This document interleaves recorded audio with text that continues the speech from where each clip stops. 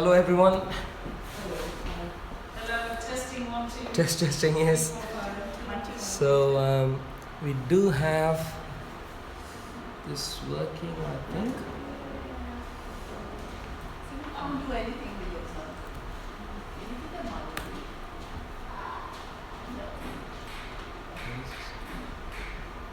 That's not right.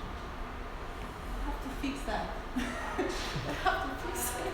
The curtains. Yeah, it's just the thing at the end. Yeah, I know, but like, it looks so old that it might just. Hello? No. Okay, so this is why.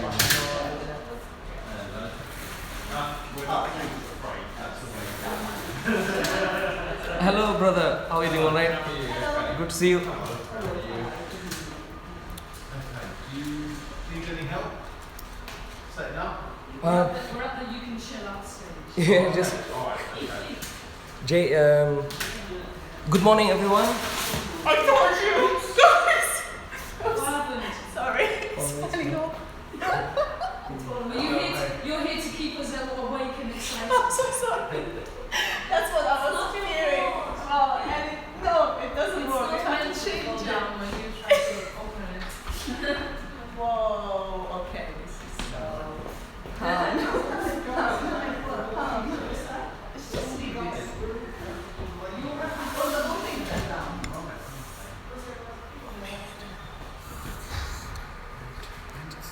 Maybe if I can get the leather, I can put two.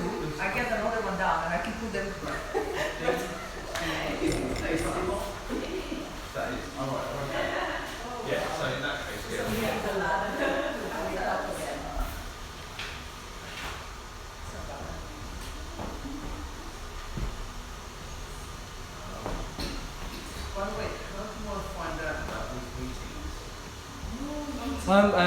It's just that we didn't take you through the registration process completely, brother, and I realized they're only late, Oh, okay. and that's why it's all a bit haphazard. I can testify as a Christian. No problem. Yes, yeah. But over the next couple of days, we'll make sure Okay. you're fully. The only reason I know is because it's my church, so... Oh no, I texted you yesterday. Did you? I did, yeah. Okay. WhatsApp. Right. Not I sure. probably haven't looked at my phone then. Yes. Overnight. Wow, well done. Well, the thing is, it's the weekend, I hardly look at my phone on the That's weekend. really good. That is a good discipline. Yeah. So, I better actually have a look now because said he has tested me, so... Hello everyone, is the video working fine? And also the audio. Hello, praise the Lord, praise the Lord. For those who are online, can you hear us properly, hear me properly? Can you see the screen properly? And can you see me at least a bit? Oh, we haven't started it. Hello Hafsa. Looking good, says Craig. Okay, that's good. So we have a few people online there. Cool, so what I'll try to do,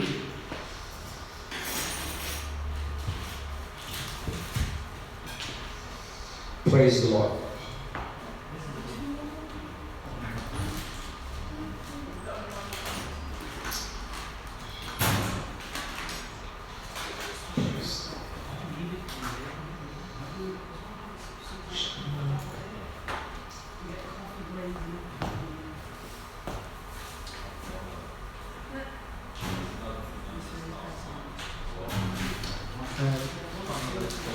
Brother Raju, why is this, how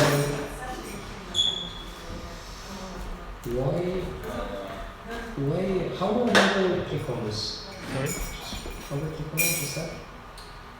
How do you make it big, larger, you mean? No, how do I click on it? Open that. I missed a meeting on Thursday. What is that? Is that your... Just click Just on to it, so I open can see that. So you click here. That's the problem with going over his phone and finding out basically. Okay, that's fine. Alright.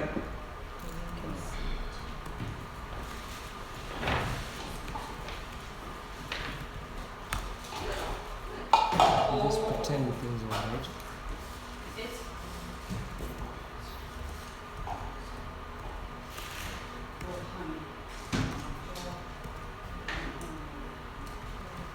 Cereal, tea, Oh, goodness me. Yes, please. honey or sugar? Take me over here. Yes, I do. Styrofoam or milk? Oh, cup, please. For a moment, just can you turn that off for a minute? That's very kind of you. I'm not sure.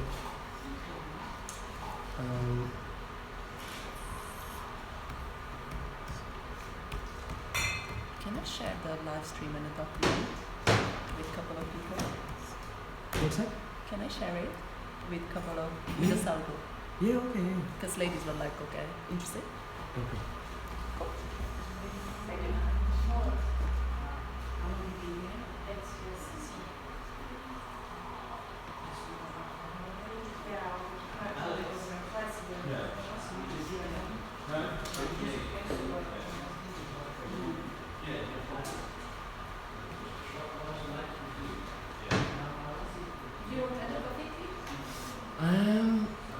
Yes, please. You need Just tea. sugar?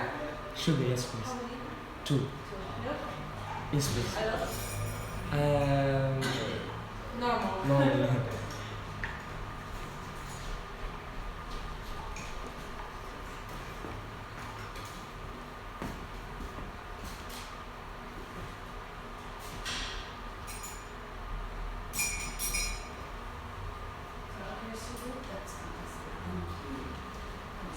Tea, coffee, I've got a coffee. sorted. Later, thank you. Cool.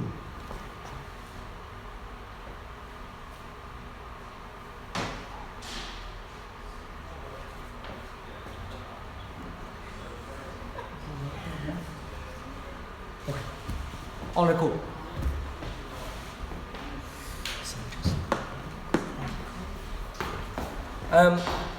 Just give us a couple of more minutes and then we'll get started. No,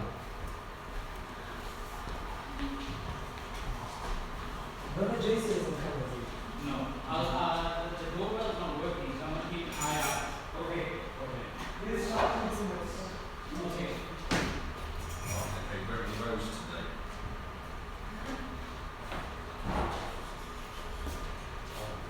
Thank you again for your help. And now I can concentrate on the door. Suzanne's looking out there.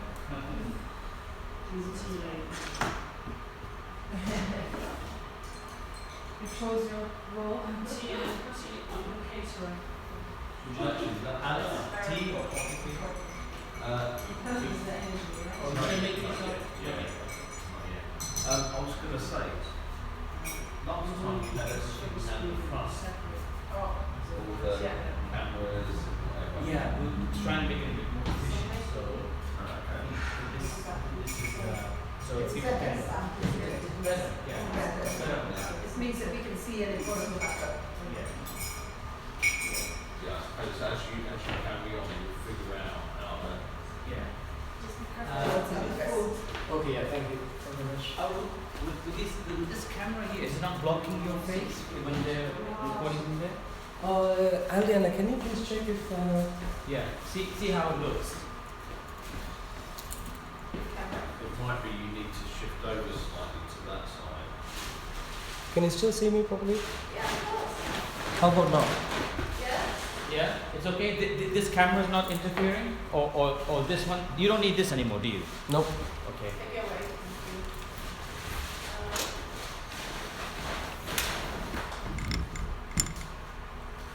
I mean, you're seeing.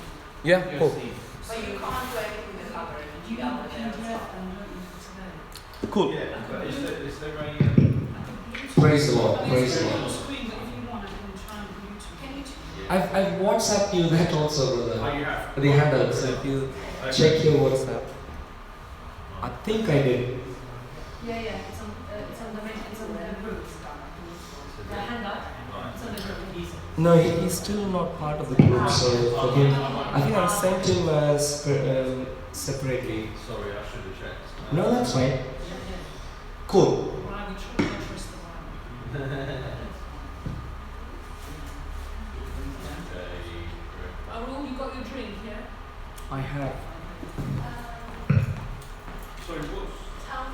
Will it be under your name, Harold?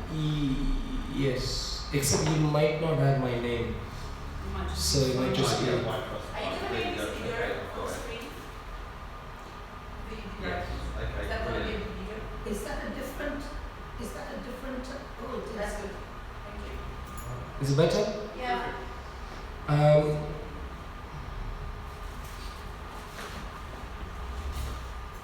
Can I make a suggestion, please? Yes, please, Sister Sibylla. Oh, that's my phone. Oh, wow. That's Cool. Tell me when. When would you like me to start? Let's start off. Yep. Can you please turn that on?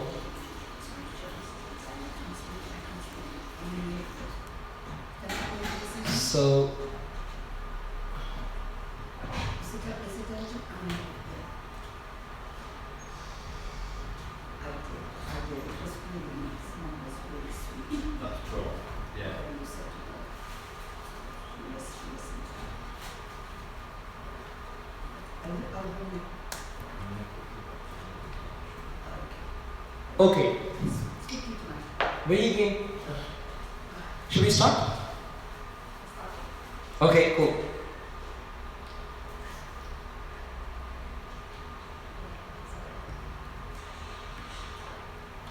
Online friends, 2 sugars.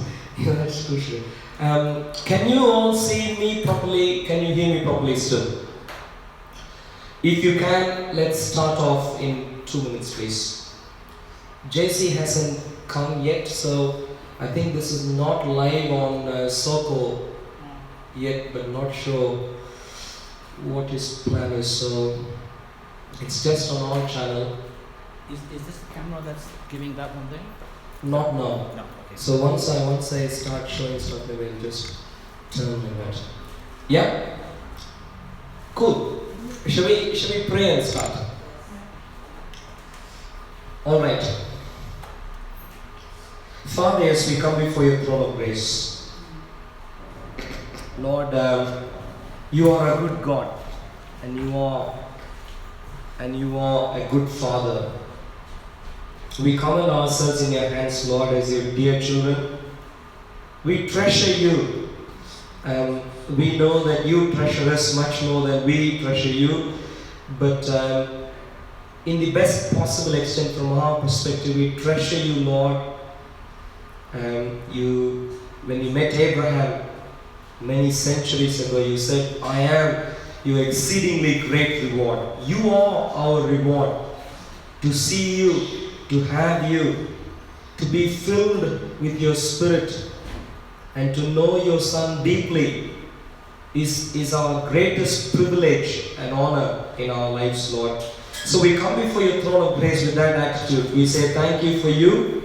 And Lord, today, of course, training, you know all things. You don't need introduction, you know all things. So commit all things in your hands, and we pray for your rich blessings upon everyone who is listening, everyone who is here, in the venue, at the venue here, and also everyone who is virtually connected. We pray for your Spirit to lead them, guide each one of us. Especially me, Lord, for me to speak words as led through your Spirit, so your name might be glorified in and through all things. We commit all things in your hands. In Jesus' precious name we pray. Amen. Amen. Amen. All right. Brother JC is here. JC. But I think we'll, in the interest of the training group here, we'll keep going while JC connects. And so hopefully, sometime soon, things should be live on Soko also.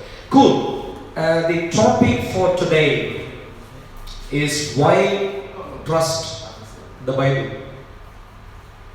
That's the topic for today. Just a couple of minutes broader background. Of course, we are in Operation Stephen Evangelist Training Program. 13 modules. Last month we went through the overview of the Bible, and this month it's about the topic why we trust the Bible. And just to give a brief introduction on this, essentially different Christians might have come to God in slightly different ways. For some it might have been a conviction of sin, and therefore when someone preaches, they might have suddenly clicked in their mind. For some it might have been, I really need to know if this is true, historically, scientifically, and all those things. That might be the approach someone else might take. Whereas for someone else, it might just be, I like to find love, true love, genuine love. Someone who genuinely cares about me. And when they come across God, read His Word, they might realize, this is exactly what I'm looking for. So different people might have come to God because of different reasons. Some a bit more rational, some a bit more emotional, but all of them equally valid for the specific individual. But that's where I'd like to just add one more point, which is, regardless of the route that we have specifically taken, an individual might have specifically taken, what needs to be understood is that after he has known God for the first time, I think we need to go through a process where we cover the other areas also. For instance, I might have wanted to know genuine love, and I found out that in Jesus through a conviction of my emotions and spirit. Even if that is how I come to Jesus Christ, I should still progress through the remaining things. I should make sure historically, scientifically, things are still alright. I should make sure emotionally things are still alright. Morally, through the conviction of our conscience, things are still alright. And the reason I say that should be the process is,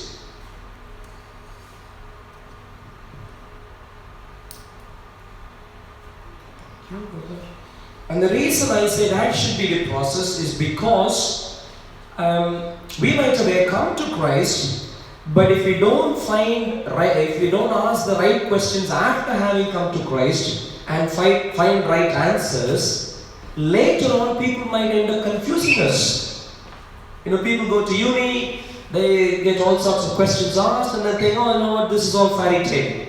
And the reason is many Christians haven't invested in all the other areas also on top of the initial introduction to Jesus Christ. So that's the broad backdrop. With that in mind, we are looking more today at the intellectual side.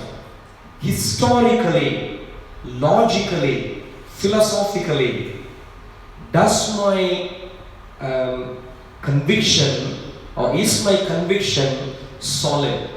Is the Christian view still solid? That's the kind of question we are asking, and that is the connotation when we say trust here. More of an intellectual thing, because all these are important. Cool. And last module we saw the Bible, of course, is the greatest book in history, and now we are looking for evidence that back up the Bible. Now, so that's a brief introduction. With that having said, let me make a couple of more points here. So, of course, people are watching online, and I am going to once in a while check how things are in the live chat. People are watching online, and there are a few people in the venue also. And the point is, we're going to have 4 1.5 hours sessions. 4 sessions, actually 3 sessions, 1.5 hours, and then the last one alone is 1 hour. And we do have the first break. The break after the first session is a lunch break. It's lunchtime in London, so that's lunch break. So that'll be half an hour. The remaining breaks will all be 15 minutes. And you should find the schedule roughly on the live setup that has been done earlier on the channel. Now, in terms of questions, what we will do is I'd essentially open up the floor for 15 minutes of questions in each of these sessions. towards the end normally, but the first session alone I'm going to do somewhere 3/4 of the way through because of some special reason. But people who have questions, I prefer for those questions to be emailed. Emailed to or perhaps WhatsApp in our group chat. For the trainees who are officially registered, please WhatsApp your questions on the group chat, and perhaps one of you can keep track of the questions that are coming through. And for any general chat, let's go through the live chat on YouTube. So any general comments, live chat, but any specific questions that you might want to ask, as and when you have them, please WhatsApp the question in our group chat. So once we get to the Q&A session, we can get to talk. This one? Okay, one second. Praise the Lord, praise the Lord, praise the Lord, praise the Lord, praise the Lord. Yeah? Praise the Lord. Cool. Better, yeah? Yeah. Cool, okay. Alright, okay. So the first session, the topic for the first session is Old Testament, and there too specifically we're going to look at what I call the easy parts. For those who have seen the documentation which has been sent to you, so essentially the first session we're going to be looking at what I call the easy parts, and then an introduction to the difficult parts. With that, we'll sort of wrap up the first session. What are the easy parts in regards to historical evidences for the Bible and Jesus? What are the easy parts? Of course, here specifically we're talking about the Old Testament. The easy parts are, as you might realize once we begin going through some of these things, what happened during the actual monarchic period of Israel. Maybe I'll take one step back and just remind ourselves the different phases of history that the Bible covers. You might remember the first part is the creation, old world going up to Noah's flood and so on, and then you begin seeing the genesis of nations, origins of different nations. One of the nations is, of course, the nation of Israel. It begins with Abraham, Isaac, Jacob in the book of Genesis. And then once you go through that, you find the nation of Israel as a large people group being slaves in Egypt, and then essentially becoming a nation after Exodus. Exodus is the start, beginning point of the nation. But Exodus and then Judges, during those periods, they still don't have a king. It's not a monarchy. God was still a king. So it was a theocracy which was in play. God was on a day-to-day basis sort of interacting with the nation. Only later on the nation of Israel asked for a king. That's when the monarchic period begins. But initially King Saul, King David, and King Solomon, and briefly, very briefly, King Rehoboam, they were kings of a united kingdom. One kingdom, 4 of them were kings. But briefly after Rehoboam took over the kingship, essentially the kingdom was divided. And that's when you begin seeing the divided kingdom. Northern Israel, southern Judah. Roughly, in terms of archaeology and rest of history, this period is what we would call the beginning point of Iron Age. Roughly beginning around 1000 BC. Plus 100 or so years is when the divided kingdom begins. Yeah, monarchy begins around 1000 BC, but there too, initial couple of rulers take up about 150 years or so between them. So that's where the divided monarchies begin. Northern Israel, southern Judah. And that is where we are going to jump in terms of evidences. And the reason is, beginning from the Iron Age, as we might go through right now, you would find out that the archaeological evidences that we have are plenty. So that's very, very important. No arguments, no quibbles. We find someone in the Bible, we find the same person elsewhere in archaeological artifacts. We find some very important historical events in the Bible, and we find corresponding records, at least in the important cases, in extra-biblical sources. So one-to-one mapping in terms of history. So that's where things are very easy. So let's quickly go through the table, which you should be seeing on the screen right now. So it's a divided kingdom already. So on the left, you find the king of northern Israel, and the second column from the left is king of southern Judah. Because it's divided kingdom right from the start, both have kings, respective kings. And then the third column gives you details about any additional kings who are interacting with the nation of Israel at that stage. And then finally some comments about particular events or whatever. Now what you would find is, if you go through the entire column on the left, the leftmost column, northern Israel, you would find 19 different kings.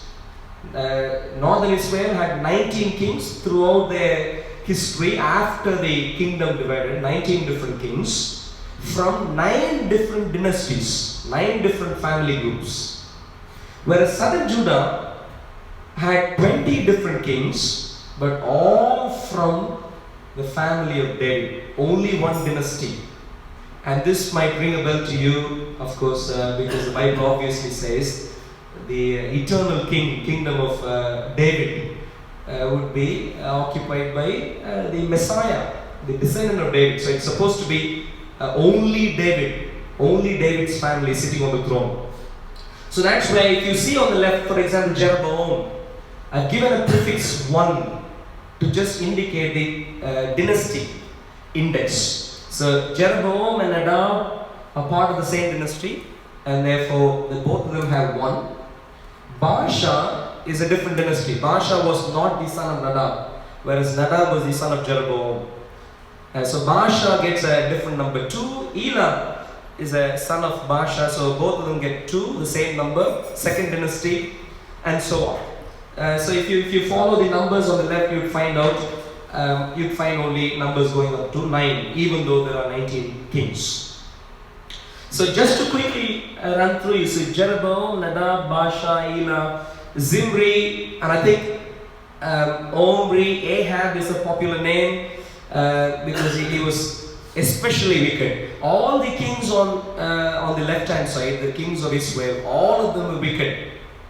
All of them, there's no exception.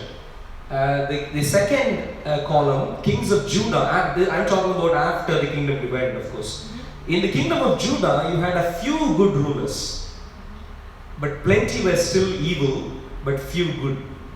And that is the reason you would find out in scriptures that the kingdom of Judah survived a bit longer under their own self-rule than the kingdom of Israel. Because they messed up big time and there was no hope whatsoever, God gave the nation of Israel, northern Israel, over to foreign rulers sooner than the kingdom of Judah. But even kingdom of Judah had very wicked kings, some of them very wicked kings, and therefore eventually God gave them up also to foreign rulers, and in this case would be Babylon. Okay, so you find that kind of detail as you scroll through. In the interest of time, because we lost 15 or so minutes at the start, I'm not going to browse through quickly now. What I'm rather going to do is just point out the structure of a few other things here. So there you find the kings of Israel and Judah. In the third column, you find any foreign king who are recorded in scriptures. Either recorded in scriptures or they record people of scriptures in a significant way. Even if the Bible doesn't talk about them, they talk about people in the Bible, and therefore they find a place here. So there, as you can see, you find Egypt there, Shishak, You also find Syria. So if you go through these things, what you would find is in the Iron Age, you'd find Egypt, you'd find Syria, and then you'd find Assyria. Before going to Assyria, you'd find Moab, and then you'd find Assyria, and then also Babylon. Those were the 5 major kingdoms which interacted with the divided nation of Israel during the Iron Age. And there too, what you would find is one of the things we must appreciate is Israel and Judah were just kingdoms, and so was Syria and Moab. Whereas when we move on to Assyria and Babylon, when they were interacting with the nation of Israel, they were already empires. And the difference, of course, is they are multi-kingdoms.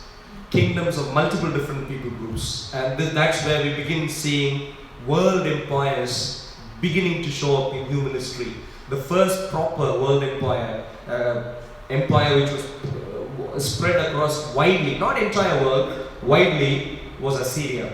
And then you find Babylon, and then of course we find the Medo-Persians, and then Greeks come in, Alexander the Great, and then Rome by the time of Jesus. And then going forward, we had a couple of other Persian Empire, the Arab Islamic Empire, and so on, also coming up. And then finally, let's say the Esther decades. Ending with the Esther decades, we had the British Empire and so on. So that's how we trace empires right through history. So that's the third column, foreign rulers. And then in the fourth column, you'd find some comments. For example, during the time of Rehoboam and Jeroboam, essentially Shishak, king of Egypt, came up against Jerusalem. And the reason Jerusalem, of course, is the capital of Judah. And the reason he came up against Jerusalem was because Jeroboam became friends with Shishak. And he said, implicitly, it appears, it doesn't say it explicitly, but implicitly it seems as if because of Jeroboam's sort of influence, Shishak was interested in the affairs of the nation of Israel. Jeroboam was someone who fled the nation of Israel during Solomonic times, taking shelter with Shishak. So he took shelter there, and then when Solomon was dead, because Solomon was a mighty ruler here, and of course David was even mighty when it comes to warfare, but Solomon inherited the benefits of that mostly, and so he was alright. And so that kind of detail you'd find in the last column. What I'm going to do now is quickly, 11:39. So quickly I'm going to skip through these things. The details, particular details here, you can verify or study in detail later on by using the handout that you have received. But the quick point I'd really like to make here is, you saw Egypt earlier, you saw Syria earlier, Assyria begins interacting, Assyria around similar time, but Assyria going on for a bit longer because they gathered pace. They began to be more and more powerful as time progressed. Syria began to vanish away from the historical setting. Egypt also was interacting. Egypt, of course, is one of the kingdoms which had a very, very long history, and their history came right through to the Iron Age, going to, of course, we know about Rome capturing Egypt, and even before that, Greece, the Ptolemaic rulers, Greece in Egypt and so on. So we find Assyria, Egypt, Babylon coming on the stage a bit later than Assyria, but then gaining strength even over Assyria later. And so here's where some of the prophecies which are in scriptures are very interesting.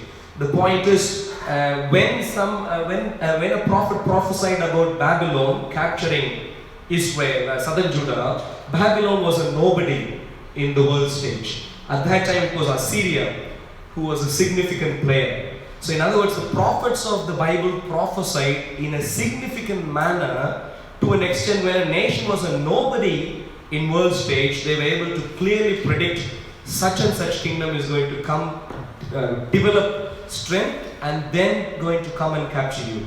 So that's the nature of prophecies we have in scripture. So now quickly I'd like to just mention about a few things which are in the fourth column, and I'm just trying to see. So what I'll do is perhaps I'll skip all this and I'll go right through the attestations, the artifacts themselves. And as we go through the artifacts, we'll look at some details briefly about the particular entry in the table.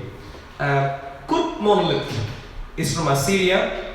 The emperor who sort of commissioned this was Shalmaneser III, who is not recorded by name in the Bible.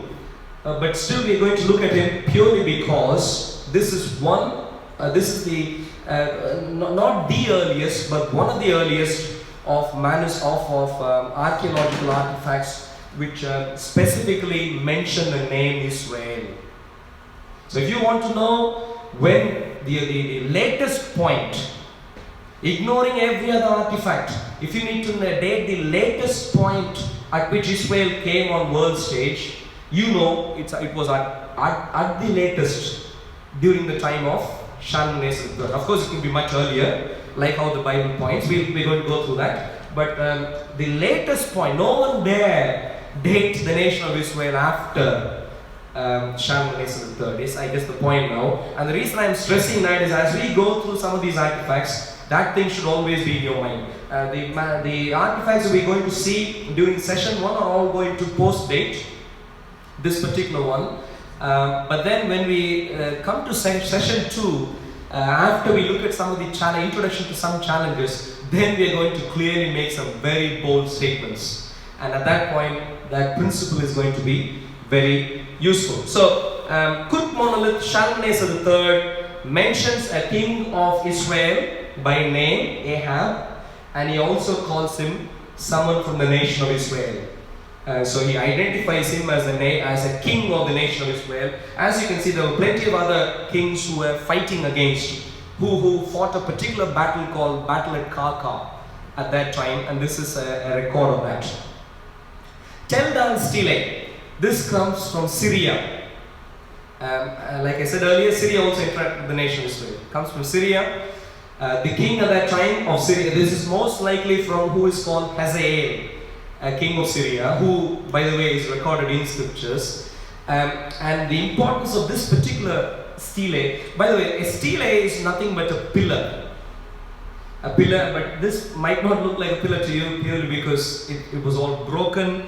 There were foreign influences, much of the Arab Bedouin rule and so on demolished many things because they wanted to wipe out history. There were plenty of other people who wanted to demolish history, and therefore many things were demolished. And of course things would have been demolished during the natural course of action also, course of time also. So what we have remaining are just portions, tiny portions in some cases, of what was supposed to be perhaps a large pillar. Now this particular one, Tel Dan Stele, as you can see, maybe I don't know how clear this picture is to some of you. This is from the internet, free, open source sort of pictures, not my personal ones. Some of the ones I have personally taken in British Museum, therefore should be better resolution. But I don't know if you can see some writing there.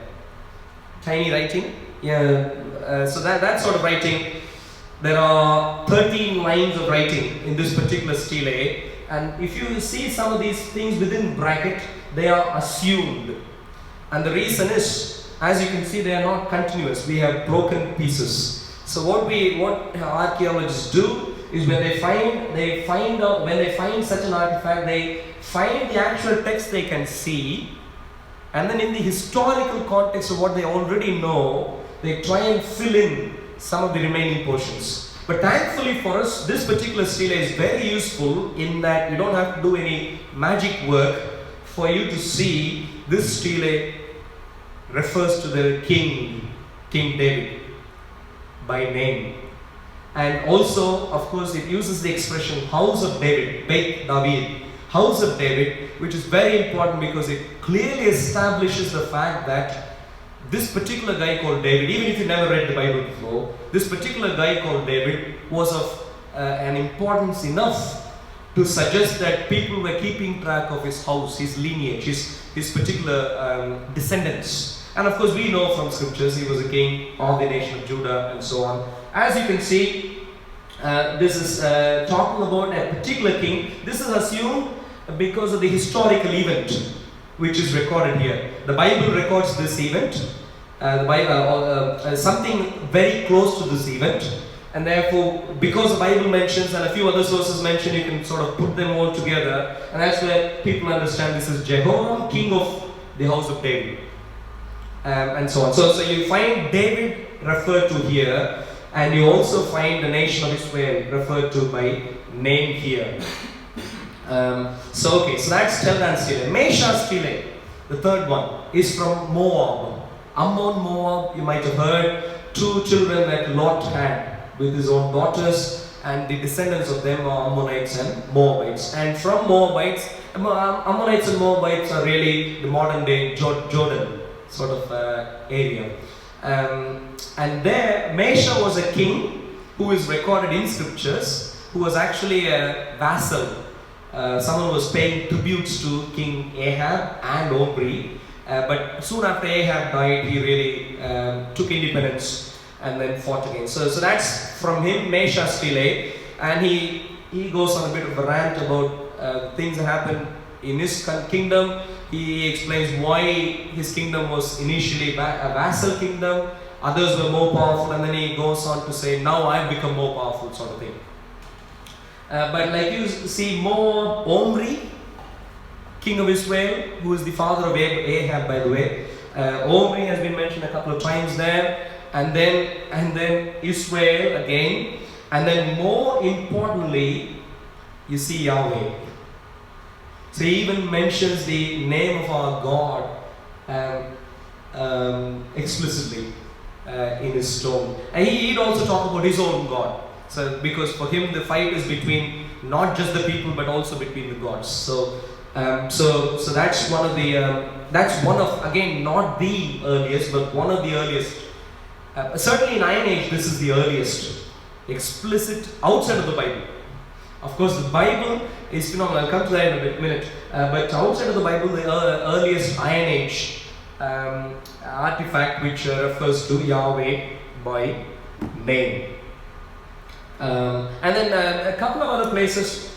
Is it also talking about David? We're not quite sure because, like you can see, the final D is not there because it's so much so destroyed.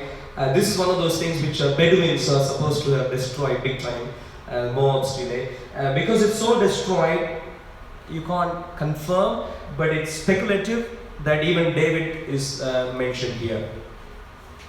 Okay, Shalmaneser III. This is in the British Museum. Shalmaneser III. Essentially, it's a 4-sided structure. So this is not a stele, this is what is called an obelisk. A 4-sided pillar, in this particular case, it's black, made from, I think, black granite. So it's called Black Obelisk of Shalmaneser III. By the way, the Cook monolith is behind that in British Museum. But this particular thing, I don't know if you can see, do you see strips here? You see them roughly here? But if you look at the second strip from the top on this side, on one of the 4 sides, you'd find that unfortunately the flash didn't help us here. Things could have been much clearer. But do you roughly see a man bow down? And do you see someone standing up straight? And do you roughly see some sort of weird writing, marking? This is what is called cuneiform writing. By the way, which is every letter is a combination of some sort of triangular, multiple triangular things, where the triangular impressions are made by some special sort of sticks, sort of thing. But of course, this is stone, so it's not sticks here. But the idea is similar sticks were used with clay tablets and other things before, and that sort of idea has been replicated on a stone here, cuneiform writing. The guy who was bowing down here is a king called Jehu. a king called Jehu, and that is Shalmaneser III. This particular incident is not recorded, Shalmaneser III is not recorded by name in the Bible, but what we find is Jehu is clearly recorded as son of Omri, Omri being the father of Ahab. So, but in technicality, when we go through the Bible, Jehu is not actually a biological son. Jehu is not actually a biological son of Omri, but the fact of the matter is Omri is a very popular king, and Jehu was the first in the next dynasty after Omri, and here the way in which he captured kingship from Omri's dynasty is very interesting. He had to murder people to get on the throne because of the special situation. Essentially, for a foreign ruler, it's easy for him either to misunderstand that he was actually a son of Omri, or to see him as a descendant of Omri, sitting on the throne of Omri, not in a different dynasty's throne, but Omri's throne, sitting there. So anyway, point is, he was subsequently captured by Shalmaneser III, as this particular artifact says, and therefore he is bowing down here, paying tribute. If you go around the obelisk on the other three sides, you find the things that servants of him had carried to present to Shalmaneser III. So those are the tribute that he was paying. Now, okay, next one, Adad Nirari Stile. This one uses the term Samarian, or Samarians, someone from Samaria, the land area called Samaria, which is a rough equivalent to the nation of Israel. For the first time in cuneiform, and the king at that time was Jehoash. The Jehoash has been recorded here. Zakur Stile. Bar-Hadad, which is the Aramaic form for Ben-Hadad, the Hebrew form. Ben-Hadad and Hazael, both of them are Syrian kings who interacted with the nation of Israel very deeply in the affairs of the nation of Israel. If you go to the time of Elisha, if you know anything about Naaman, the leper, then he's a reasonably popular figure, because Elisha asked him to go dip himself in a muddy water, and he wasn't too pleased, but God anyway healed him because of what the prophet said. So again, he is a Syrian. Naaman was a Syrian commander, and the kings who were operating from Syria were Ben-Hadad, Hazael, and then Ben-Hadad, his son. Both his predecessor and the guy who came after him are called Ben-Hadad. Apart from him, a couple of other kings also referred to by name in the Bible, Hadadezer and Rezin. The point is, they have been mentioned by name here. Kana inscriptions, Tiglath-Pileser, when Tiglath-Pileser, so Shalmaneser III was the first to get a tribute from Jehu, and then Tiglath-Pileser came harassing the nation of Israel. He's an Assyrian king, emperor, and he mentions by name, actually must be 2 or 3 kings. Oh no, yes, 2, yeah. My eyesight isn't clear from here. So he mentions by name. Okay. Tiglath-Pileser, in British Museum we have artifacts to show that he has Israelite prisoners captured. I don't know if you see those people there. How do people today, historians today, archaeologists today understand these are Israelite people? In archaeology, in various artifacts, you find a pattern. To depict an Arab, they use a particular way of sort of engraving. Facial features, caps, hats that they wear, clothing, and all those things. You'll see patterns between Arabs, differentiate between Arabs, Assyrians, Syrians, Medo-Persians, as far as even Indians and so on. If you go to British Museum, the Persian section, there's a very long relief, I think wall relief, where you see I think something like 10 or 15 different groups depicted in sort of unique ways, enough for people to identify them clearly. And that's from Persian times, but here from the features used we understand these are Israelite soldiers. Now, I don't know if that's visible from here. A few people impaled on sticks. That's the kind of cruelty the Assyrians were up to during their time, because they had enormous power. And God of the Bible actually talks about this. He says, in the Old Testament, you'd find passages which talk about the fact that they won't have any mercy for you and stuff like that. And we see the details of what was happening. And we also now see why Jonah wasn't too keen on going to Nineveh, especially with the idea in mind that God might not do what he said he would do. Now, even if he did what he said he would do, think about what could happen if he ended up in the hands of a king or a prominent soldier. And if he didn't do what he said he would do, I mean, this multiplied by 1,000 times was what Jonah might have been afraid of. So we see that. I'm going to skip a few things here. Of course, you can read the details of some of these, but what you must already see emerging is the Bible says some stuff about history, about interaction between nations, and extra biblical sources reasonably talk about similar stuff. Multiple names of people, events recorded, and so on. So you begin seeing a nice pattern. So no qualms, people don't have to argue much. Even secular historians, even those who hate the Bible, are really on the same page in regard to these things. And that's why I'm calling the first 3/4 of this session the easy bits. Not easy because we don't have to learn anything. It's not easy because of that, but easy because we don't have to argue anything. It's just a matter of mentioning a few things, and everyone could be, as long as they get to know the details, they could all be on the same page. Similarly, I'm going to skip a few names there, but names of artifacts, but from the land of Judah, Jehoahaz, Tiglath-Pileser goes on to talk about, I think it's Rezim here, but who is recorded as Rezim in the Bible, in English Bible, who is considered to be Rehianu in Tiglath-Pileser's language, Assyrian. Similarly, Shema-Seal, Shema being a servant of Jeroboam, not Jeroboam who came soon after Solomon, but this is another Jeroboam number 2, who was a very, very popular, very prosperous king of the nation of Israel.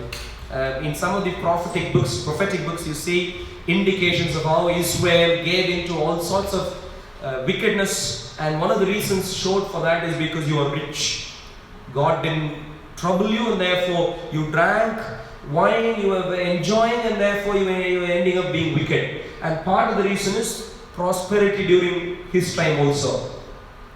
Uzziah is referred to as someone who got leprosy in the Bible, and we find a plaque in his tomb which actually says not to be opened.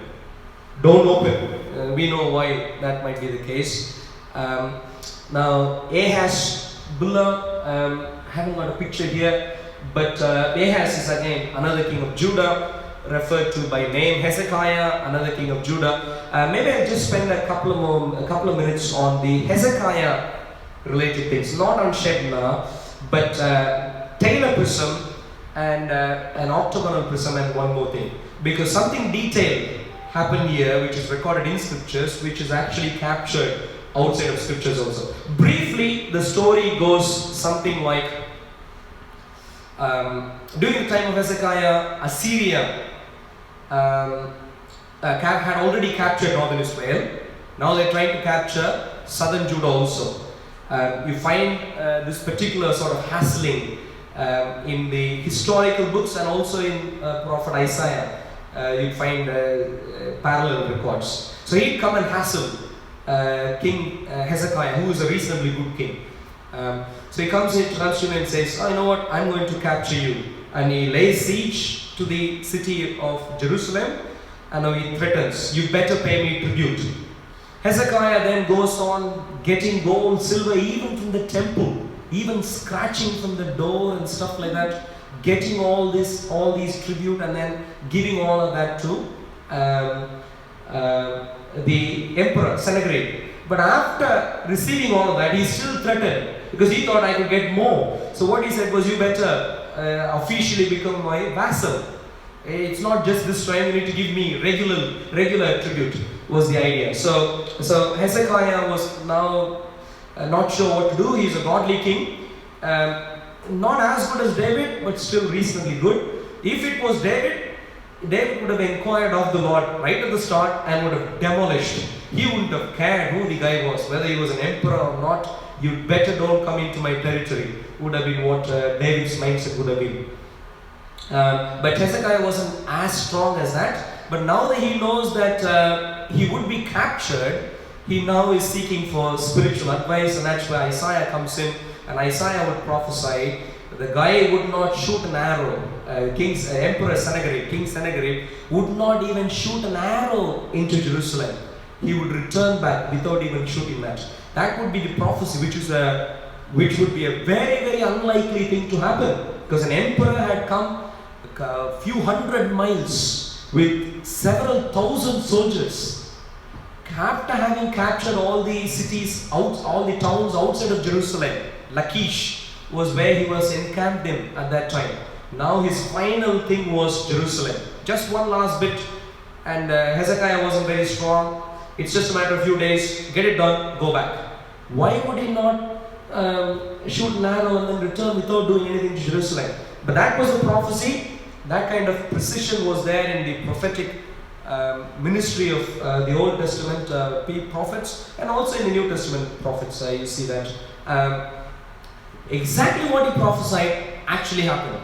And the way it happened was, while Sennacherib was encamped in Lachish, still threatening Jerusalem, he heard a rumor about an Egyptian pharaoh who was actually based in Ethiopia. So he was one of the southern Ethiopian, pharaoh of Ethiopian descent.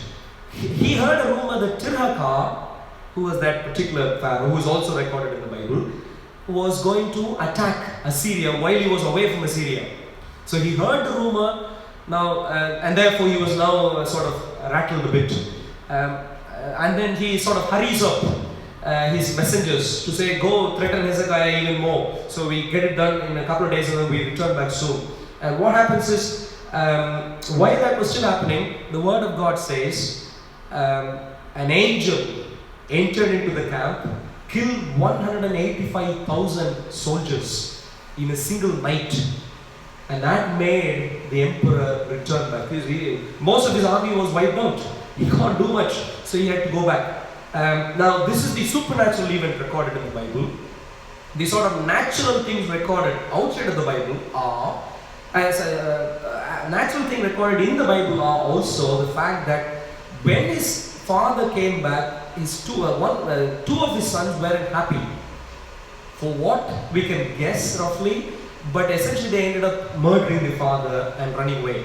And a third son, Esarhaddon, essentially took the throne after the two sons. The point is, because of the 185,000 dead, he rushed back, but soon after he rushed back, he was dead. And the other sources don't explain why, but the Bible gives an indication, and that was because of the death of 185,000. So we can put pieces together and say, well, they might have been upset, saying, wait a second, what's happening here? Or most of our army is lost, and so on. So that kind of thing happened. Terracotta Foundation document gives records the fact that in Lachish, the Sennacherib was encamped and trying to fight against King Hezekiah. Taylor Prism, this particular prism, both of which, all three of which are actually in British Museum. Taylor Prism gives a list of items that Hezekiah gave as tribute, similar to the list that the Bible gives. So this itemizes tribute paid by Hezekiah. And then similarly there is another record which also gives a long list of tributes, detailed list of tribute sent by Hezekiah of Judah to Sennacherib. In British Museum there is an entire room allotted most of an entire room allotted for the Lachish siege of Sennacherib. Lachish is a city in Judah. Okay. Time, how are we doing in terms of time? 12:06. So let me see. Manasseh, king of Judah, recorded in one of the other artifacts. When Babylon comes and captures Jehoiakim, the last of, not the last actually, the one before that, I think, the rulers, we have artifacts outside of the Bible which even tell what kind of food must be given to him. It gives of course the detail that Jehoiakim spelt wrongly there, should have been CH. Jehoiakim was actually a prisoner, he's king of Judah but a prisoner, and he should be given so much oil, so much whatever else, food, so it's all ration because he's still a prisoner. And we find of course that this particular king was in fact captured. In the Bible we find the detail. On top of that, let me just go with a couple of other points there, artifacts. Nabonidus cylinder and Cyrus cylinder. Now, that's Nabonidus cylinder, that's a clay tablet related to Nabonidus. Who is he? The Bible calls him a king of Babylon, but outside of the Bible, for a while there has been a bit of a controversy, which is, we know the list of kings who ruled Babylon, no one is called Nabonidus. The last of those kings or emperors, more accurately, was Nabonidus was a king, which is mentioned outside of the Bible also, but the Bible says Belshazzar, his son, was a king. I don't know if you know the Mene Tekel in the book of Daniel, the writing on the wall. That was a guy, the guy who was in rulership at that time was a guy called Belshazzar. And he is referred to as the one whose writing was clear, because he disobeyed, because he was wicked, didn't respect the articles of the house of the Lord from Jerusalem, the temple. Medo-Persians attacked him on the same evening and captured him. So that was the transition day or evening between Babylonian Empire moving on to the Medo-Persian Empire. And so from the account you would see Belshazzar was the last king. But outside the Bible we find Nabonidus to be the last king. So the confusion was there. That is where Nabonidus cylinder and the clay tablet related to that, Belshazzar, clarify some stuff. And what we understand is Nabonidus was a guy who was very involved in moon worship. By the way, this is where Islam, Arab and so on come in, because we find details from artifacts related to him that he frequently visited Arabia, moon worship centers. He was not a sun worshipper like the rest of the rulers. Because he was a moon worshipper, he had to travel long, go to Arabian Peninsula to worship. And while he was away for so long, he still had to have a king, otherwise someone else might take over. That's where his son was appointed as a regent already. So officially, he was still the last king because his son was just a regent. But the Bible gives him as a king. But the Bible goes on to clarify implicitly, this is a hidden gem, and that is the Bible, when Daniel interprets Mene Tekel Upersin, been found wanting. When Daniel went on to give the meaning, Belshazzar essentially says, Daniel, you are now the third in this kingdom, a third highest man. Why would he say third? Bible doesn't say that explicitly, and that's why it is a hidden gem. And we find reasons why he would have said that. He is only the second, he is just a regent. He was almost, by the way, co-regent, almost like the king. So he was the second, and Daniel was supposed to be the third. Cyrus cylinder. Judah goes on exile. Northern Israel had already gone on exile to Assyria, and some foreigners were brought into Northern Israel, and that's where Samaritans began to exist as a mixed people group.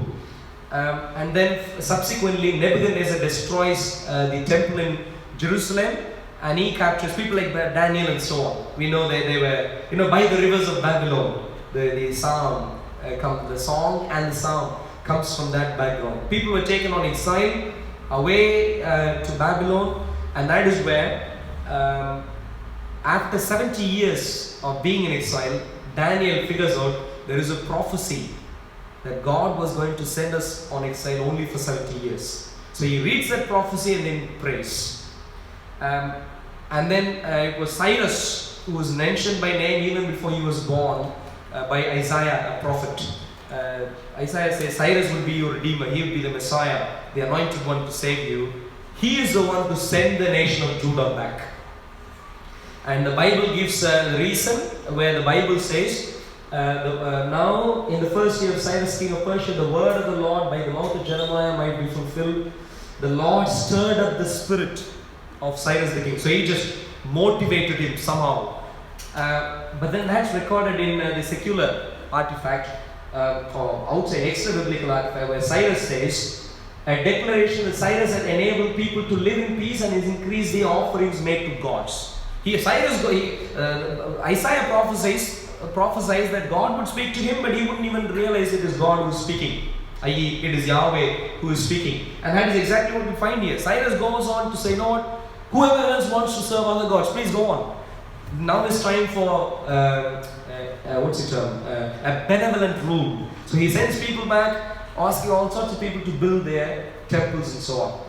So that parallels the account that is given here, except it applies to a wider people group, perhaps because of what Isaiah said. Okay, cool. So that's where we are now. Let me quickly, let me see, 11:15, 12:45.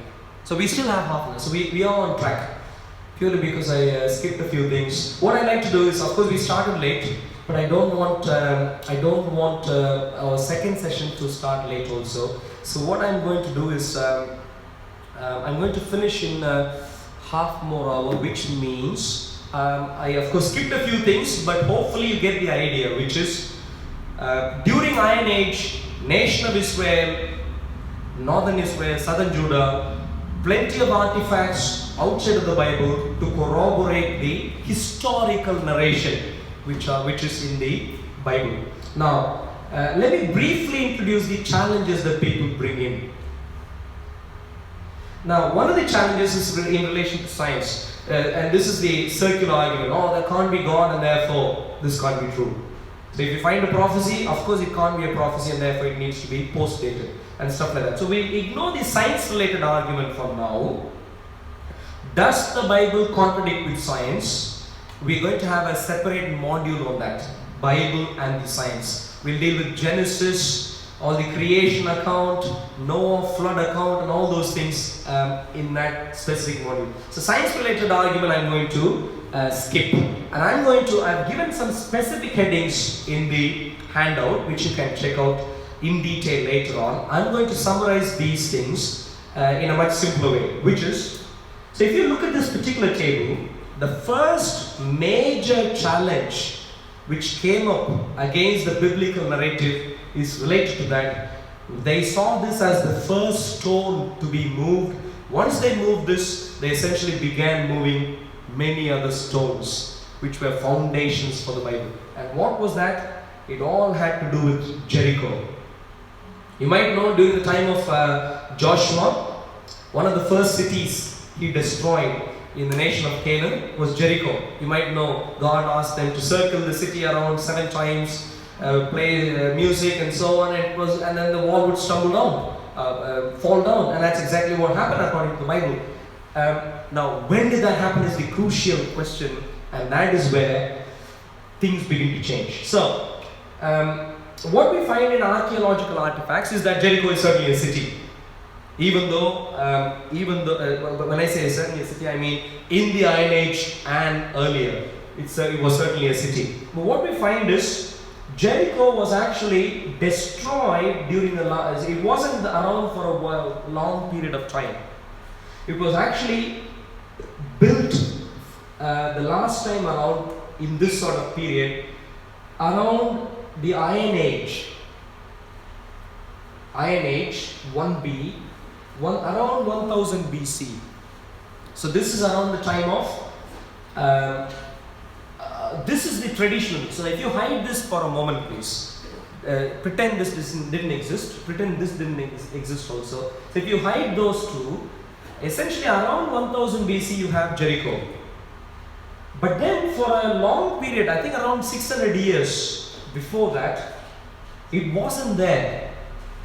The last time Jericho was there, especially the wall of Jericho was there, and Jericho with the wall, a proper city, the last time it was there prior to that was around 1500 BC. 1500 BC. But essentially what people did, people came up with an idea of chronology in regards to Exodus and Joshua. They came up with some numbers to say this is when this might have happened and so on. And the main thing that was used to fill this particular column here, which is the what happened in the nation of what happened to the people of Israel during that time. To fill that particular thing in, the main thing that was used was the name Ramesses. Because what we find is in the book of Exodus, the Israelite slaves, the city that they were building was named Ramesses. Now God knows how many Ramesses were there, we don't know. This is where history becomes, archaeology becomes extremely tricky. For hundreds of years we might get 2 artifacts. We don't get every single thing, it's not a video camera capturing everything. And so when doing archaeology, we need to appreciate there could be plenty of holes that need to be properly filled in and so on. The point is when they saw the name Ramesses and when they realized the city that the nation of Israel built, or the people group of Israel built as slaves in Egypt was called Ramesses, they essentially said that must have been during his time. Or later, but during his time, earliest. So this is where, during his time, not his time. Ramesses II, and he is called Ramesses the Great, 19th dynasty in Egypt. And that is why they said Moses and Exodus are all here. Moses was the person who was in charge around plus or minus a couple of decades when the slaves were suffering a lot when building Ramesses, the city of Ramesses, as recorded in the Bible. So Moses and Exodus there. So if you now fill in the remaining stuff, what you find is Moses and Exodus there, early judges here, Joshua there. And so essentially the challenge is Joshua comes into Canaan during that time, but there was no Jericho to attack. Jericho just didn't exist in archaeology at that time. You see the huge problem? And the problem was mainly because of this. We'll see how we deal with this later. I just like to point out one little thing here, which is this saying that particular guy was the one after whom the city was named, even during the time of Moses, would be a bit wrong. Because the Bible clearly says, between the time of the building of the temple in Jerusalem and Exodus and temple in Jerusalem was about 480 years. But if you do 480 years from there, you go a long way after the building of Solomonic temple. So obviously that doesn't match up. So something is seriously wrong trying to match these things up. Just one more thing in terms of the challenge.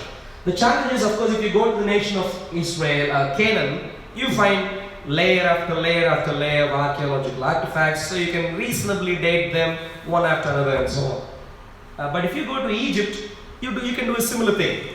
But how do you deal with things when it's talking about cross-country stuff?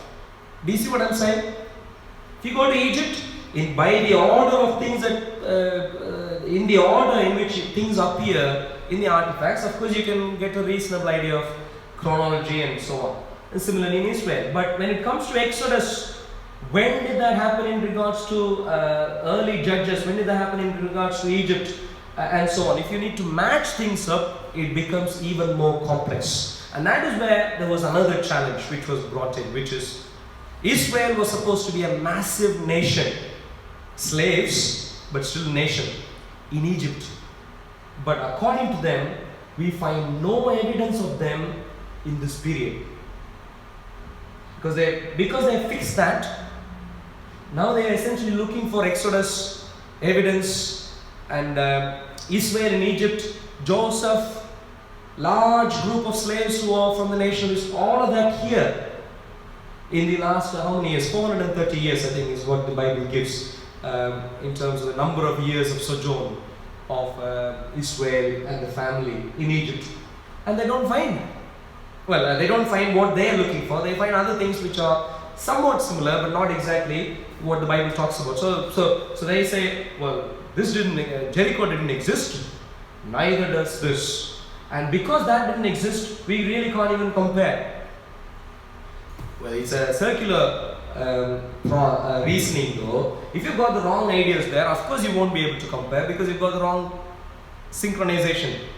If you see what I mean. If you're looking at the wrong place, you won't find records corresponding to Exodus because that's just the wrong place. When I say place, I mean metaphorically time. In the timeline, you're looking at the wrong period of time. So that's a huge challenge.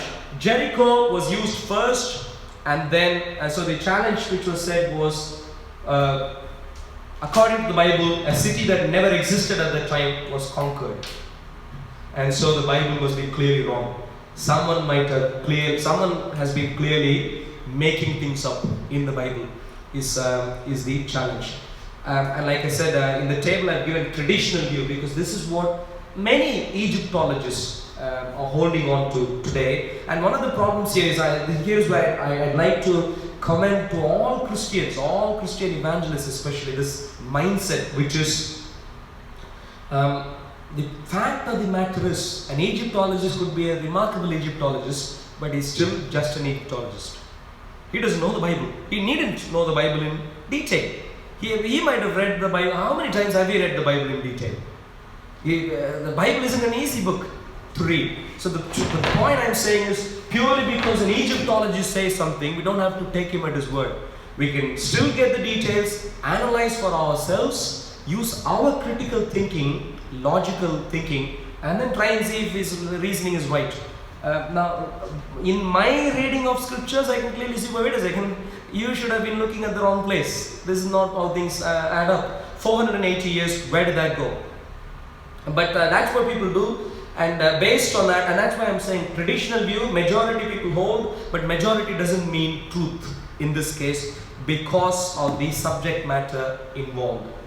Not all are experts in the different areas that you need to be experts in when coming to a conclusion like that. You need to be an expert in Egyptology, you need to be an expert in Israel's history, you need to be an expert in scriptures, and then you should all be able to put these things together. And that's why an expert in one area might not be the person necessarily to give us the truth.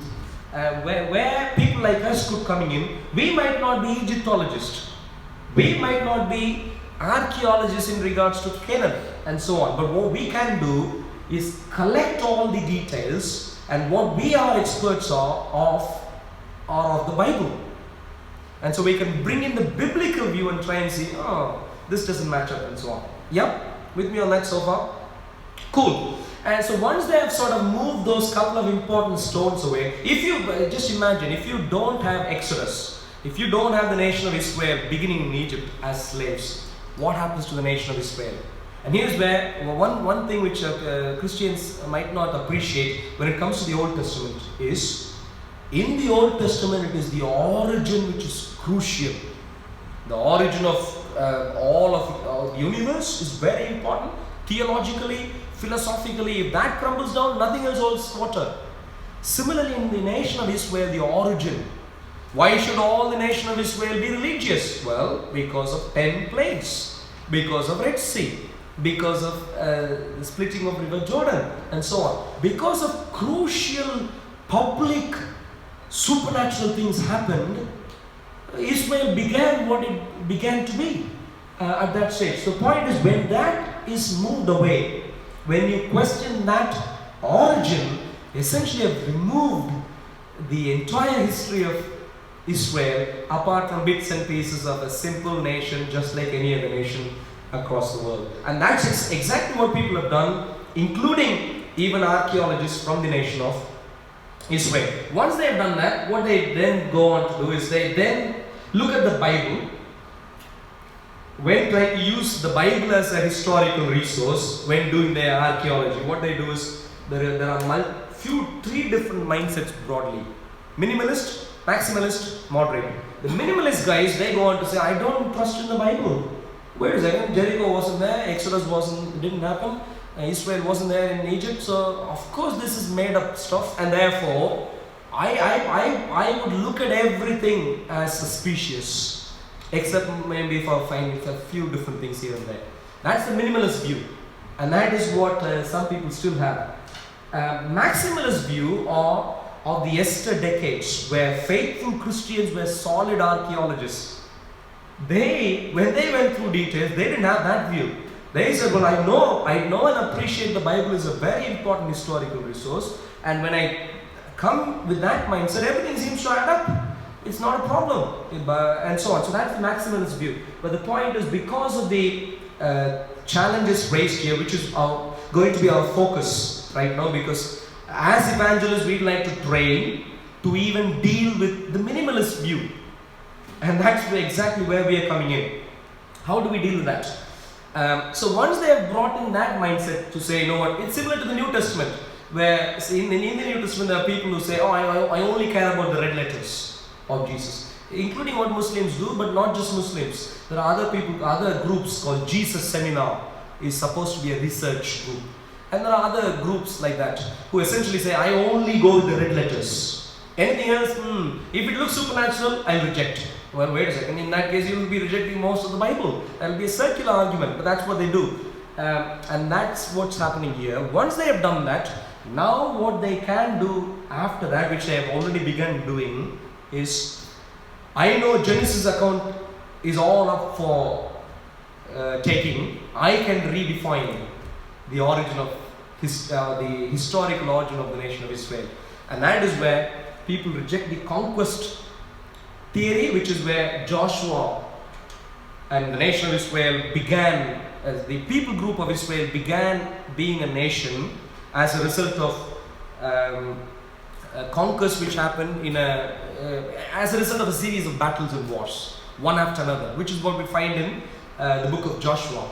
I'll briefly ignore that Judges part for now, and they're advancing 3, 4 and 5. Or maybe the nation of Israel are just a group of rebelling Canaanites. They were always there, they weren't from a particular family of any special significance, and they just started rebelling and therefore gained prominence. Social revolution. And another thing is, maybe it's just a silly little group of nomads who just happen to settle down and then grow as a group. And another extremely weird hypothesis is a mixed multitude. Well, maybe it's just a group of Canaanites who say, you know what, let's form a new people group. And let's give us a new identity. This is who we'll be. We'll make things up in terms of our past. We'll invent these characters called Abraham, Isaac and Jacob and so on. And we'll do those things for some particular reason. In Israel Finkelstein, one of the prominent minimalists when it comes to the Bible, he's an archaeologist who is still active in the field. This is what he says. He says, Joshua didn't come and conquer Canaan. What he rather says is, what we rather see on the ground is just a natural rural-urban cycle. So there were cities which were destroyed, there were rural pastoral people groups, and then went out of scene, and then you began having again cities. So that's something he advances. And these are challenges we need to face. They rip the Bible apart. Oh yeah, so that's another important thing. I don't know if you're familiar with this idea at all. Even the first 5 books of the Bible, which are crucial historical books for faithful Christians and Jews, now that they have removed all the foundation, what they now go on to say is, wait a second, I don't think this is one writer writing, or predominantly one writer, namely Moses, writing these 5 books. It's rather multiple different books, and this is where we at least know of 4 different sources, and they have been combined together in a few different ways, and that's where the documentary hypothesis, supplementary, I won't go into the details now, but essentially they were artificially combined in different ways, and that's how we get one unified set of books today. And JEPD corresponds to J being Jahwist or Yahwist. You know, we find in the Bible there are clearly passages which refer to God as Yahweh in the Torah. Whereas there are other passages which over and over again in a broad area refer to him as Elohim, which is the Elohist source, E. And then P is priestly source. We find rich information on what priests must do in the book of Leviticus and so on. And then Deuteronomy's source, which is more of a secular history like source, is the source. The point is, we find different kinds of passages. Well, why can't people write different kinds of passages? I can write different kinds of passages. If I can, why can't someone else? We have got polyglots of all sorts. So that's clearly a very invented, mythical idea. But the thing is, I'll get to the mythical part in the next session. But the point is, people have essentially now said the Bible can't be trusted. It's not from who it claims to be from. So if people say the first 5 books are from Moses, no. We say no, it comes from various different sources. That is how far people have taken this, beginning from that Joshua, Jericho not being there, Israel never having been there in Egypt at the time period they were looking at, and so on. So once they moved those couple of pieces, they essentially began inventing ideas about history and also inventing ideas about how we need to look at the Bible. So these are the challenges. And now what we've done is just look at the introduction to the challenges. The question to be asked is, when we do the next session, how do we deal with these challenges in a proper way, in a credible way? So that's how we start our next session. Now, any question? So I'd like to open up the floor for question now. 15 minutes. Any question? Alian, are you looking at YouTube chat also? Okay. So any question on the WhatsApp group from trainees, and on top of that, any question from YouTube chat, both Operation Stephen and Soko. I'm not live. Oh, you're not live? Okay. Okay, maybe from session 2 you could be live, Josiah. Any questions? Comment? Any question? No, there's no questions on the chat. No? How about on the floor here? Anything so far? No, because you've said you're going to deal with it in the next session, so I'm waiting for the next session. Okay, so you're waiting for the next session. Yeah. Any question you could ask this time?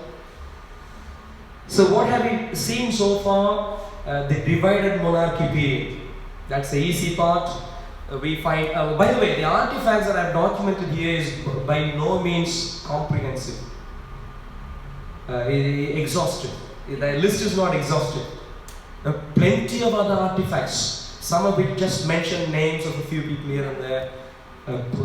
Yeah, I mean, even this we couldn't go through in its entirety. So that's why I haven't given everything here. But Iron Age Israel, the divided monarchy. Iron Age actually began with the kingdom of Israel, monarchy, right when Saul began, around the time when Saul began.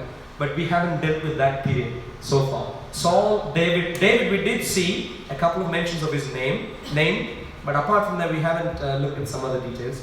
But Iron Age, later Iron Age, divided monarchy, biblical narrative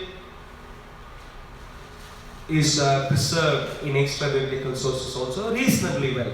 It's all the boundaries set by the Bible are well respected by the other archaeological artifacts also. There's not much room to play around.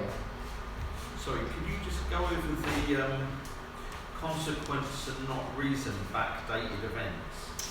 All right, So good. that is the domestication of camels, the Yeah. gun barn, and Yeah. traitors. I think you missed that. I missed that. Yeah, because I was trying to summarize.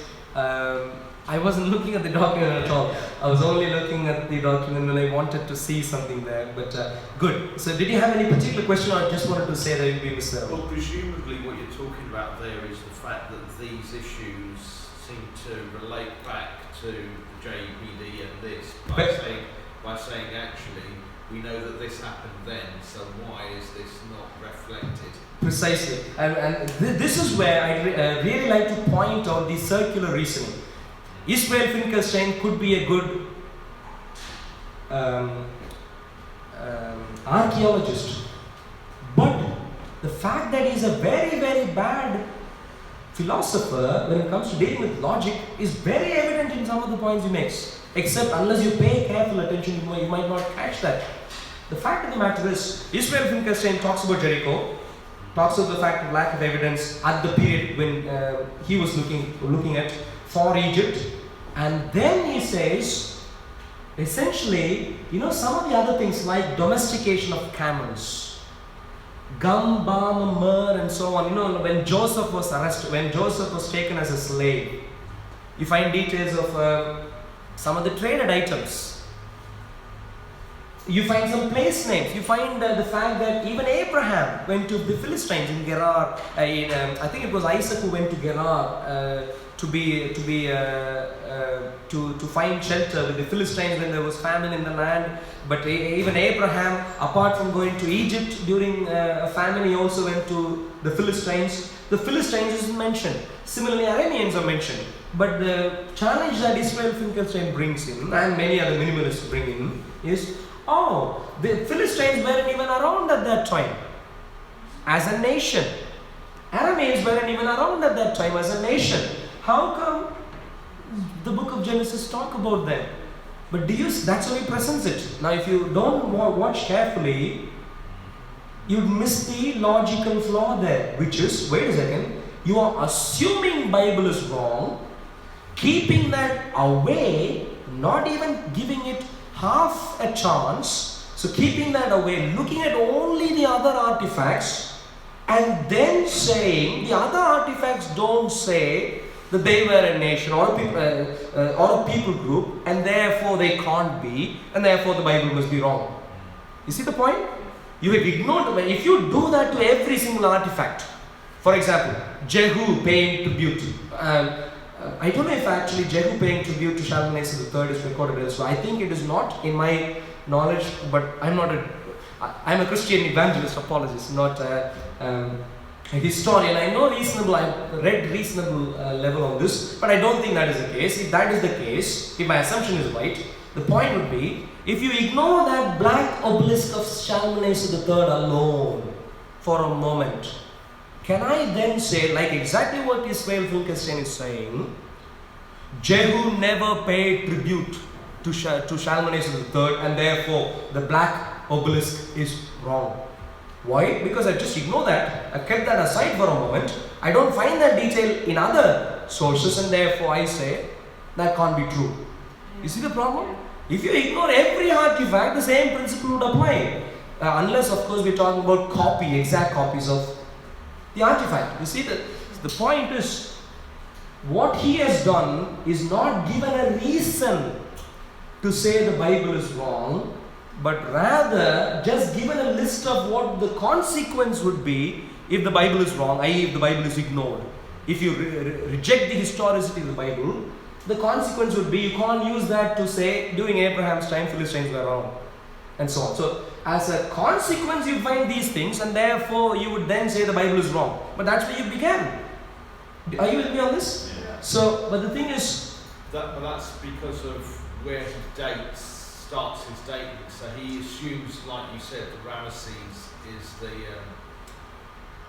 Ramesses dates are the important ones, and so that's why he says then that follows on. yes. Presumably you're going to go over that in the second session where the dating is Should be, yeah. So you're making a very important point there, brother, which is this is not a reason, but the other things are reasons. Yeah. In other words, I'm pointing to the fact that only this is not a reason. This is a consequence. Yeah. But if he was right in the other thing, that would be a proper reason. Yeah. And if given that he mentions that as a reason, he then sneaks in consequences as additional reasons, which is quite sneaky. I don't know if he realizes that or not. Maybe he doesn't. I don't know. I don't know how much logic he deals with in terms of being a logician or philosopher. Maybe he's purely looking at things like being archaeologists. This is where one of the unfortunate things in modern studies is that we don't have much cross-disciplinary interactions. You find guys who know only about their area, and then based on their area, listening to other people's comments, and then just saying, "Oh, you are also saying that, and therefore let me also say creation should be wrong." But then the others are looking at people, including this guy, to say creation is wrong because he thinks creation is wrong in regards to biology. I know in terms of geology it's wrong, and therefore it must be wrong. But he was looking at him, and he was looking at, so it's all only if there was one person who knew both the geological arguments and the biological arguments and the historical arguments, all of them together, he might be able to say, wait a second, this seems circular. You depend on him for your argument, but he is depending on you for his argument. Maybe something like that is happening. Maybe he's not understanding. Regardless, the point is he's just wrong. Regardless of which route he's taking, he's just wrong. And we'll get into specific details as to why there is a much clearer, well-presented view where the Bible's authenticity would be very much respected. And that's in the next session. Any other question? There are questions, yeah. So one is if you can elaborate about the Samaritans and how the Quran gets it totally wrong. Yes, so that's a good point to make. I think Quran talks about Samaritans well before Samaritans even existed. Please can you repeat the question? Oh yes, sorry. Good point. So the question which is asked on the live chat is, can I please elaborate on the way in which the biblical narrative of the Samaritans differs from the Islamic narration? And I am phrasing the question in my own way, just to make it actually a bit deeper. Otherwise, we'll fall into a pit there. And then, why do I think Islamic view is wrong?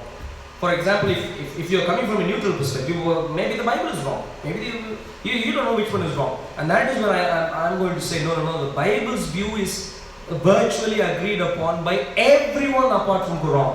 Whereas the Quran, it is just in isolation, claiming its particular view. So Samaritans, according to the Quran, came a long time before when they actually began to exist, according to the Bible and according to all other sources. When did they exist? According to all the sources, when the Assyrians began to invade northern Israel, they essentially exiled people from northern Israel into Assyria and other foreign lands which they had in control. And likewise, though foreigners from those lands, they brought into the northern nation of Israel. And that is where essentially the people group there began to be mixed people group, who are later known as Samaritans. And this is where the idea of good Samaritans comes in, where Jesus' view was, you don't expect him to be good, but he is good. And similarly, the woman at Jacob's well, the Samaritan woman that Jesus goes and speaks to. Remember, the lady says, our father Jacob dug this well, but you're supposed to be a Samaritan. And the reason she said our father is because Samaritans also go back to Jacob. They go back to other people group also, but Jacob also. It's a mixed people group. And so in her particular case, apparently she's clearly traceable to Jacob also.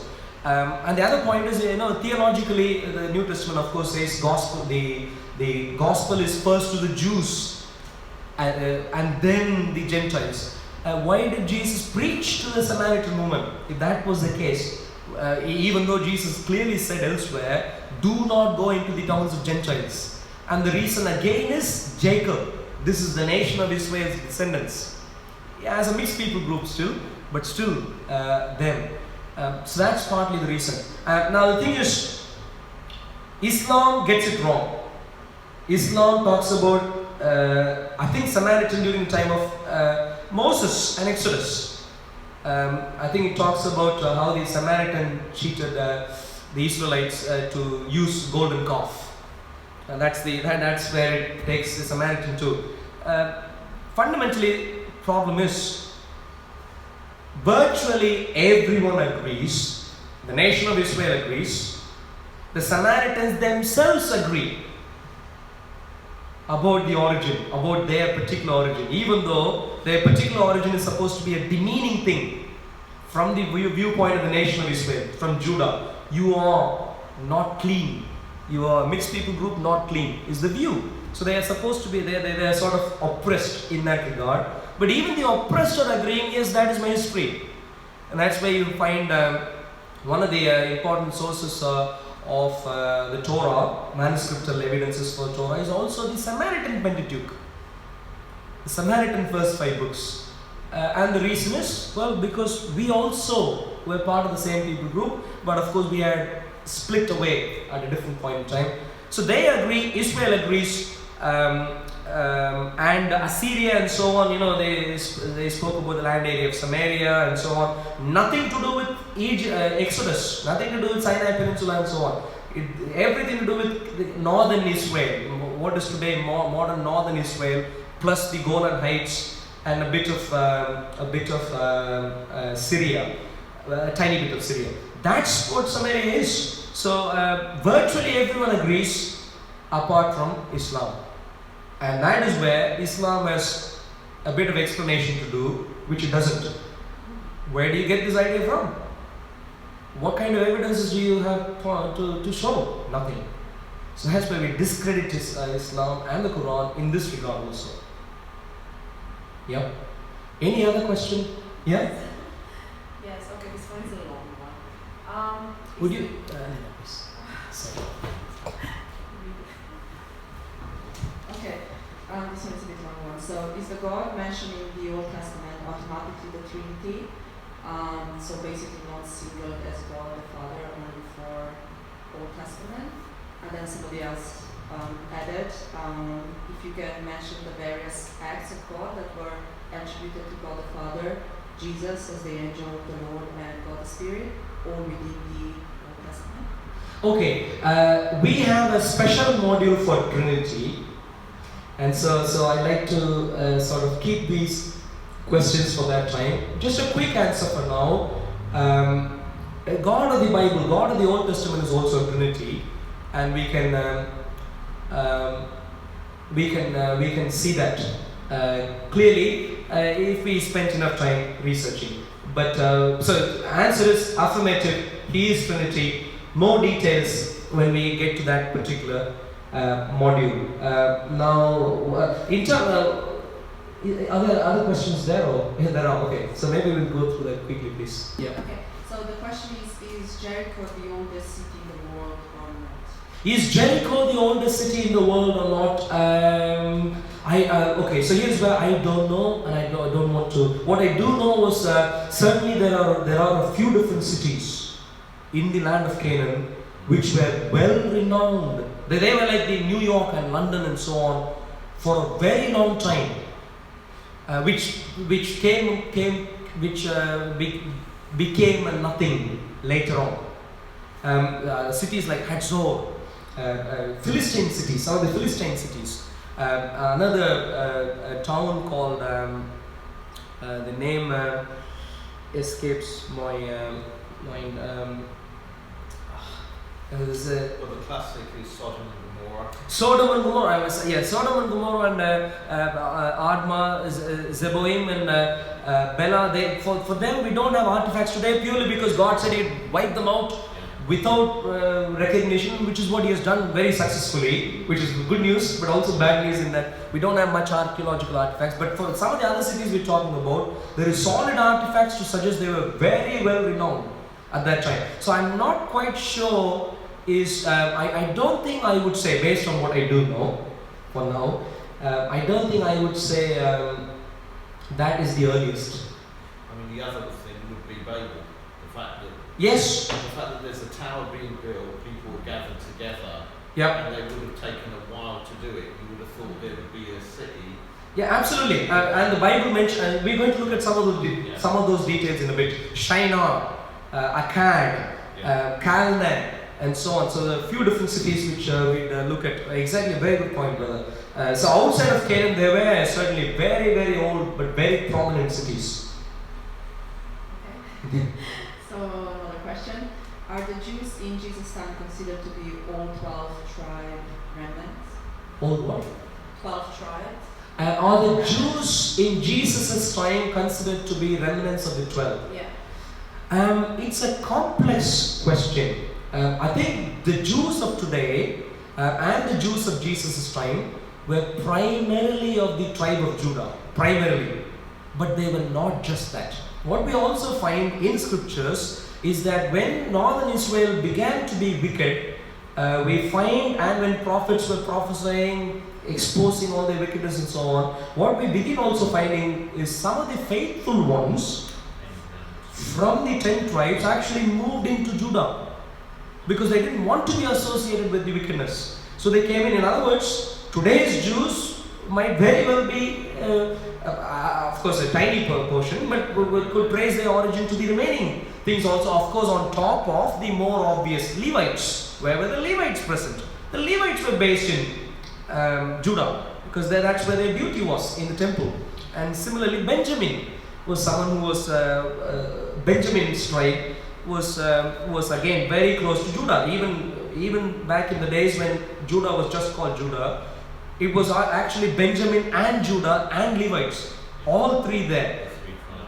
All three tribes there. So quick answer is prominently Jews, but of course Levites and what's the other one I said? Benjamin also, and certainly the other things also, but in a very tiny percent case. Yeah, next one. Is there any archaeological evidence for the persons mentioned in the book of Job? In the book of Job,